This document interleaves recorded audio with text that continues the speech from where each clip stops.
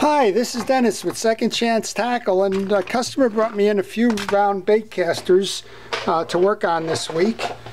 We've got three. One of them is an Okuma Nitrix. That'll be the one I'm working on today. I have a Shimano, which is the Catella 301. This one's frozen. There's something going on inside. That'll be the next one. And then the last one is a Corvallis 301. And the problem that we have with this is we have a broken worm gear. So I have to go order parts before I can go work on that one. So today we'll do the Okuma Nitrix. It's a 5.1 round bait caster. This one's the 250LX.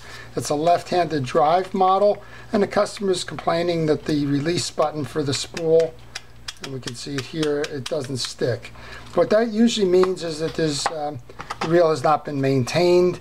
The dirt and junk and accumulated grime and grease in that has just built up over time, and it doesn't allow the channel to operate properly. But we'll get underneath that. We'll tune the whole thing up. We'll take this apart piece by piece. I'll show you how to service this reel and put it back together, and hopefully we'll solve the customer's problem in the process. So we start by removing this shield, this little button. That's got two tags on it, or tongs. They come in from underneath here. Generally, if you can grab a screwdriver, you can push those through, or at least get it started, and then you can pry that up. You got to watch it if you do a straight pry on it, because these are only little plastic shields, and every now and then you can snap these off if you're not comfortable. So go in from underneath. Next thing we'll do is we'll take off the handle nut. That's a 10mm in this case, and it's traditionally threaded. I believe it's traditionally threaded. Right on, left off. There we go. So we'll remove that. So round bait casters are very popular here on the Atlantic seaboard. We use these for summer flounder, fluke. We also use it in bays, blackfishing, so on. Very popular reel. So I took the handle off, and the handle goes into my parts bucket, as does everything else. It's a little parts tray. It's made out of a milk jug bottom. So you don't have to be fancy when you're doing this, but what you want to do is make sure that you put all of the pieces in the same place so that when you go to reassemble you have them. And I just picked up off the floor a little shield nut or washer came off as well.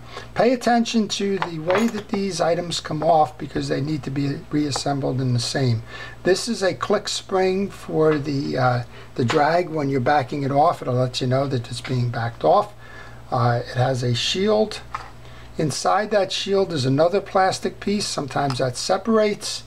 And then you have a spring that backs up against the star drag.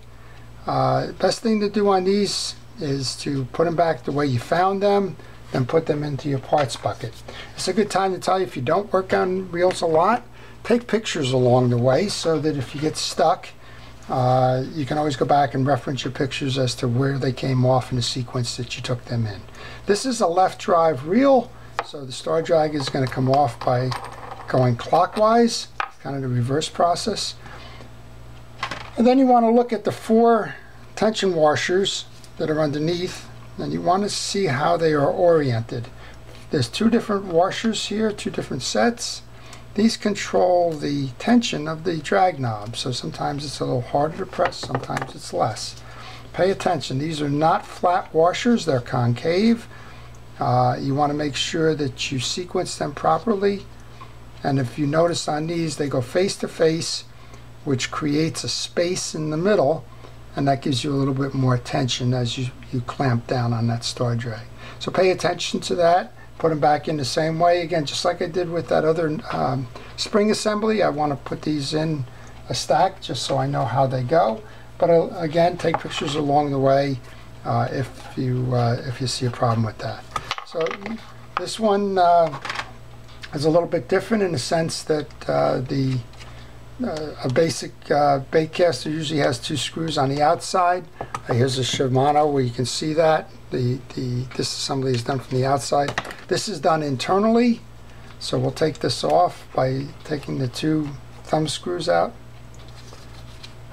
and then we'll pull that off. Okay, so I'm going to, because I have this open, this complaint is that this button is not working properly. This one seems to be okay in the channel, so I'm going to guess that there's some grease underneath. While I have this open, I'm going to go ahead and lube the whole reel just to show you how to service that. To do that, you pull the spool out first. This simply has a bearing underneath here, so that bearing is going to get some oil. I oil bearings. I use a Real-X oil, and I'm going to go ahead and do that. Any fishing oil, fishing reel oil is good. It doesn't have to be that particular brand. Sometimes, like Pen reels and that'll give you a little tube of oil along with it. I know Abu does that as well. Go ahead and use the manufacturers. That's fine. I would just encourage you, as you're doing this, to use an oil that's designed for fishing reels, because the others may not have the right viscosity. Okay, a little bit of oil on the bearing that comes on the spring here, the other bearing, and then we're going to go underneath here. There's the 2 screws that hold this assembly plate in. Set that aside for a moment.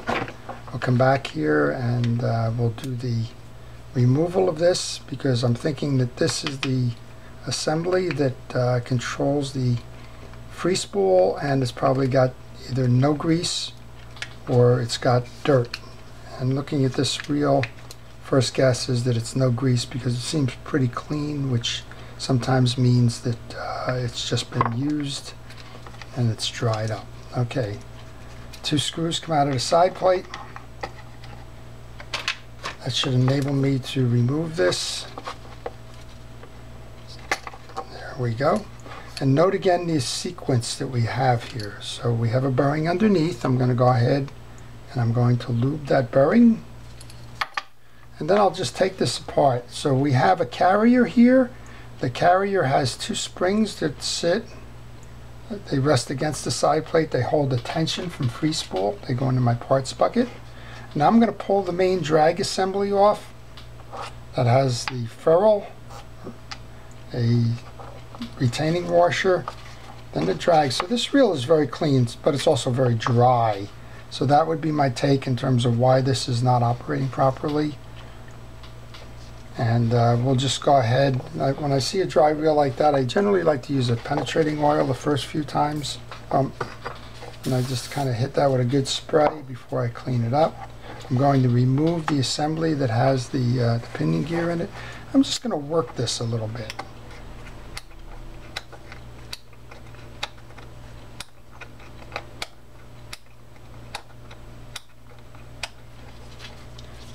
And once I do that, that kind of frees it up. I'm noticing that the tying is a little bit bent too.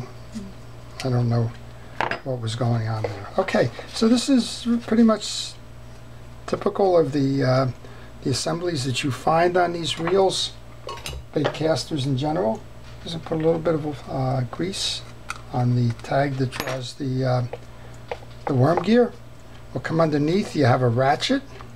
The ratchet is what is going to trip when that free spool assembly is engaged, and that needs to seat properly. It's an oval seating that needs to seat properly onto the post. And we just take these out, make sure that everything's fine inside here with the drags. It's a nice clean assembly. That goes next. Check the main gear, the pinion gear. That's operating properly. Going to put a little bit of grease on that. And again, the complaint is that the free spool assembly isn't working properly. I just cleaned it up, as you saw, and it's just that it's been dry. It's as simple as that. All right, we're going to go put that back over the studs. Make sure that this seats to the, I guess I have to take the main gear back out. Seats properly here. Now there's a double side of this assembly here. You want to make sure that the gear side is facing down so that it can engage the main gear of this. I'm going to go reinstall. These are Teflon washers, so they don't need any kind of lubrication. So typical of these, you would have the main gear, the drag washer, a round washer, next drag washer. Then the eared washer goes in the middle. It sits in the 2 indentations in the channel. The last washer, cap washer. And finally the washer that's going to hold the ferrule, and back on with the ferrule itself, which sits into the anti-reverse drive gear. Okay, once that's completed, we look for the 2 springs. Put the springs back on the posts. Now I put the WD-40 in there. Now I'm going to just give it a good oiling for the free spool release.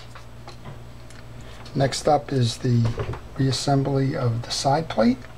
The side plate simply slips over it. Once you have it seated, you want to make sure there's no rocks so that it's seated properly. We go ahead and put the 2 side plate screws in.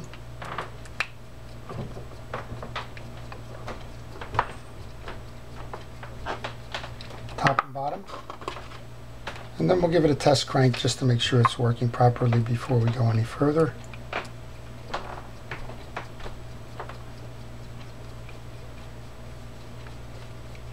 Just want to make sure that we're tightened down. We are. Again, left-handed drive reel, it's working fine. Take that stack of the washers that go behind the star drag. Star drag goes, oops, we got to put that spool cap on. Grab the, again, left-handed reel so it threads oppositely on the star drag. I'm going to go ahead and put the cap assembly back on, which is for the handle clicker. And you got to turn it to make it seat properly. Once you do, you can grab the reel handle. The handle has different openings. There's a thicker side with a tab on it for that spring assembly, so you want to make sure that that seats properly. Put the washer back on that slipped on the floor before. Put the nut back on. And again, if you lost your sequence in here and you took pictures along the way, that will enable you to remember and pick up wherever you left off. Okay, so we're back here. I'm going to trip this manually before I put it on the reel just to make sure that it's going easily, and as you can tell, it's doing the right things. We'll finish this off by putting a little bit of blue grease onto the spool shaft. I use a Penn Reels grease. I'm also going to put a little bit of blue grease onto the worm drive here. And then the only other thing I have to do is put a little bit of lubrication over to the worm gear itself. Alright, so we want to raise this up, and as we put this together, we want to make sure that that inserts itself into there. Now this has a little burring, so it takes a little bit of, there we go, we've just seated that properly. You'll hear it snap. You want to make sure that the bearing is okay. Tighten down the 2 screws. Now these are thumb screws, so most of the time you can tighten them by hand and then just put a little bit of effort into the last turn to set it. They don't have to be over tightened. Put the cap back on. Cap just simply snaps back in. Sometimes if you don't have hand strength, a little tap with a little mallet, in this case plastic. And then the last thing I'm going to do then is just put a little bit of oil onto the worm gear. Pull the cap for the pawl. Some people put grease on the pawls. I put oil. I think that the grease tends to trap contaminants and makes the pawl operate inefficiently, or at some point maybe just break. But I have seen the grease in there. I prefer the oil. Folks that put the grease in tell me that the grease lasts longer. I tend to suggest that that's just part of routine maintenance. So what is routine maintenance? Routine maintenance basically is, if you use the reel a lot, you should do it at the beginning of the season, the middle of the season, and the end of the season. Oh yeah, now we're working. So all of that trouble we had with the free spool release is gone, and this reel is doing everything it should. At any rate, back to the routine maintenance: beginning of the season, middle of the season, end of the season if it's heavily used, If it's not heavily used, beginning and middle of the season is fine, and then just pick it up, coat it down with WD-40 as you store it for the off season, and then come back in and do it again in the spring. Okay, so that's the Okuma Nitrix. It's a 250. It's a nice bait casting reel. The procedures are very much similar for any one we do, and we'll show you those on those Shimanos that I have to work on. But in the meantime, if you have one of these, you know how to work on it. If you have one similar to that, the practices are not all that different. And just remember, keep your reels oiled, greased, and cleaned, and they'll last you for an awful long time. So with that, if you like the video, please go ahead and like it on YouTube. If you want to see more, please subscribe. And I thank you for viewing this video. This is Dennis with Second Chance Tackle.